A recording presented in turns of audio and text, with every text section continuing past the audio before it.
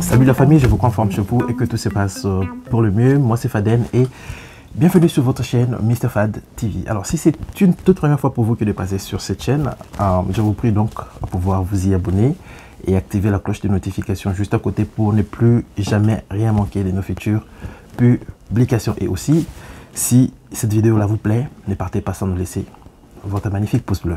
Alors aujourd'hui je viens répondre à une question fondamentale, celle de savoir est-ce que lorsqu'on est sélectionné comme gagnant à la dévéloterie, on est impérativement censé obtenir un visa et au passage une green card pour les États-Unis?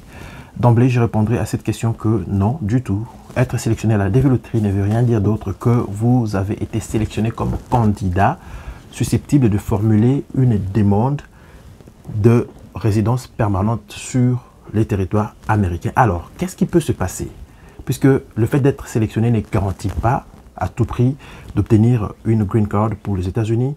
Il y a donc 4 raisons qui peuvent faire que vous avez été sélectionné, mais vous vous retrouvez à un certain niveau où on vous a refusé les visas. Les raisons dont il est question ici, nous allons les énumérer. La toute première, c'est celle relative au passeport. Comme vous le savez, depuis 2 éditions de cela, on avait introduit une nouvelle condition, celle qui était de disposer d'un passeport à jour et en cours de validité au moment de l'enregistrement à la dévéloterie. Or, beaucoup de gens ont pris part à la dévéloterie sans qu'ils ne puissent disposer de leur passeport. Seule une petite frange de personnes sont exemptées de pouvoir disposer de leur passeport pour prendre part à la dévéloterie. Mais alors, là encore, il faudrait être en mesure de pouvoir prouver qu'effectivement, vous qualifiez au programme d'exemption du passeport. Qu'est-ce qui s'est passé? Il y a beaucoup de gens qui ont pris leur temps d'aller se faire enregistrer ou participer à la dévéloterie dans des cybercafés.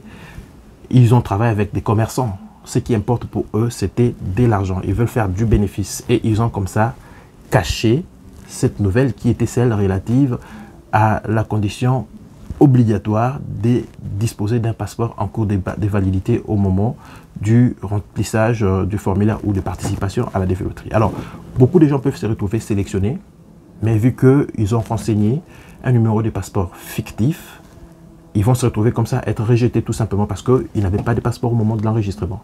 Donc il faut vraiment beaucoup veiller sur ça et je sais que beaucoup de gens malheureusement vont être rejetés. Souvenez-vous, la sélection ne se fait pas par rapport à sa nationalité, au passeport, au niveau d'études et consorts. La sélection se fait par rapport à la condition ou aux conditions de votre photo passeport que vous utilisez au moment de l'enregistrement. Donc, on peut vous sélectionner, mais vous vous retrouverez être disqualifié au cours du processus. Alors, la deuxième condition, c'était celle relative au diplôme. Alors, beaucoup de gens ont pris part à la dévéloterie sans avoir un bac. La condition minimum, c'est le bac. Ça ne veut pas dire que c'est impérativement les bacs. On ne considère que les bacs. Non, ça veut dire tout simplement que si tu as au moins un bac, alors tu qualifies pour pouvoir continuer la procédure jusqu'à obtenir ta green card pour les États-Unis. Alors, qu'est-ce que j'entends par là? Si vous avez un diplôme académique ou un niveau supérieur, ça vous va également, ça passe. Du moment où, pour avoir le niveau supérieur, vous devriez à tout prix avoir les diplômes secondaires qui vont vous faire passer au niveau supérieur ou académique. Alors, si vous n'avez pas de bac, il n'y a pas de quoi s'inquiéter sur cette question-là. Il y a un palliatif à ça. On exige au minimum 2 ans d'expérience dans un domaine approuvé par le département de l'emploi des États-Unis que tu as accumulé au cours des 5 dernières années avant la participation à la dévéloterie. Alors, si tu as une expérience donnée dans l'un de ces domaines, alors tu qualifies. Peut-être que tu vas te poser la question de savoir, mais comment est-ce que je saurais que mon domaine de travail est qualifié? Vous allez retrouver à la description un lien qui va vous mener sur les sites web où il y a tous ces domaines de travail listés. Alors, en dehors de ça, il y a un troisième cas ou une troisième condition qui est celle relative à la nationalité. Souvenez-vous, lorsqu'on prend part à la dévéloterie, on est censé fournir sa nationalité. Okay? Ici, il y a une différence entre nationalité d'origine et nationalité acquise.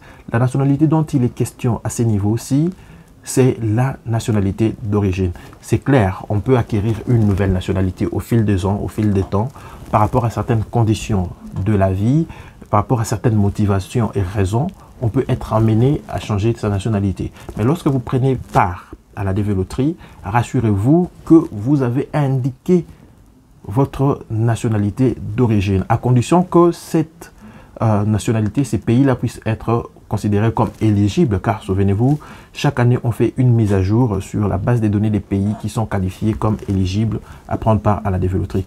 Vous le savez également que lorsqu'on a atteint un certain nombre de participations ou des visas accordés, au bout de 5 dernières années, automatiquement, le pays est retiré de la liste des pays éligibles. Peut-être que votre pays s'est retrouvé dans cette condition-là et bon voilà, vous avez jugé opportun de vous enregistrer avec votre nouvelle nationalité acquise. Dans ce cas-là, vous allez être rejeté tout simplement. Peu importe le fait que vous disposiez d'un passeport autre que celui de votre pays d'origine, lorsque vous prenez part à la dévéloterie, il est recommandé, il est impératif que de pouvoir renseigner votre pays d'origine comme pays de nationalité. C'est très important. Or, beaucoup de gens n'y ont pas vraiment beaucoup prêté attention. Ils ont plutôt renseigné le pays par rapport à leur passeport actuel. Alors, si votre pays est disqualifié, ce n'était pas un problème du tout. Vous pouvez bénéficier de la nationalité de votre femme si vous êtes marié ou de l'un de vos parents si leur nationalité, l'un de leurs pays d'origine reste encore éligible. C'est encore un palliatif pour essayer un peu de faciliter les choses. Alors, pour tous ceux-là qui ont renseigné un pays autre que celui dont ils sont originaires, d'office, peu importe le fait que vous soyez qualifié, on va rejeter tout simplement votre candidature à la fin. Parce que ce n'est pas Kentucky qui juge si on va être bénéficiaire d'un visa ou non. Cette décision-là va revenir à votre ambassade locale, l'ambassade des États-Unis de chez vous. Alors la toute dernière condition qui peut faire en sorte que vous avez été sélectionné, mais malheureusement, vous n'obtenez pas votre visa, c'est celle relative aux membres des familles que vous avez déclarées pendant que vous étiez en train de vous enregistrer à cette édition de la dévéloterie. Alors, beaucoup de gens se sont enregistrés comme étant célibataires et sans enfants, mais ils peuvent être amenés à changer d'avis parce qu'ils n'ont pas peut-être de moyens suffisants pour pouvoir leur permettre à supporter toutes leurs charges pour quitter leur pays et venir aux États-Unis.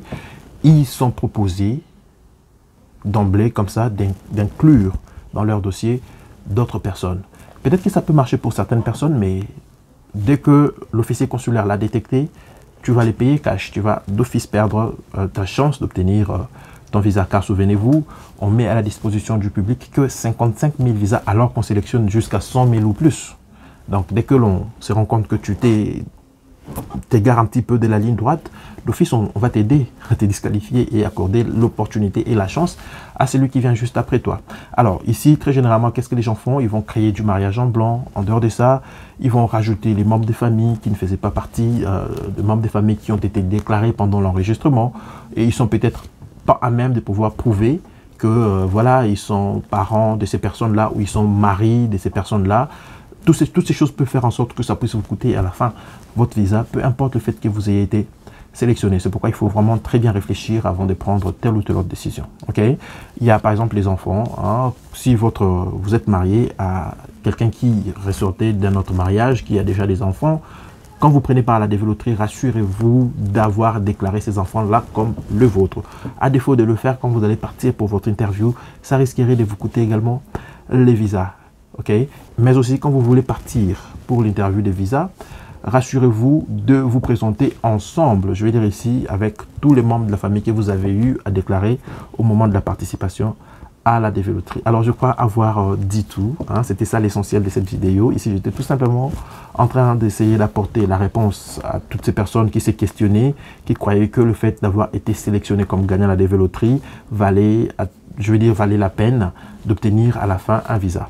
Souvenez-vous, on sélectionne plus qu'il n'y a des visas disponibles. Alors pour ça, ils sont stricts dans leur manière de traiter, ils sont très rigoureux dans leur manière de faire. Alors, il suffit tout simplement d'un petit couac de votre part, une petite négligence de votre part pour que ça puisse vous coûter votre visa. Alors pour ça, je vais vous recommander la vigilance et surtout, restez très attentif. Ne cédez pas à toutes les pressions qui viendraient des tenanciers des cybercafés, des membres des familles et consorts, puisque accepter et céder à ces pressions-là vous expose énormément au risque de perdre votre opportunité ou je vais dire même la grâce d'avoir été sélectionné comme candidat pour obtenir une green card pour les États-Unis. Alors, si cette vidéo vous a plu, j'étais en train ici de vous donner les 4 raisons qui peuvent faire en sorte que vous avez été sélectionné, mais à la fin, on va vous disqualifier. Alors, si elle vous plaît, s'il vous plaît, ne partez pas sans nous laisser votre magnifique pouce bleu et rassurez-vous que vous vous êtes déjà abonné sur notre chaîne et activez la cloche de notification pour ne plus jamais rien manquer de nos futures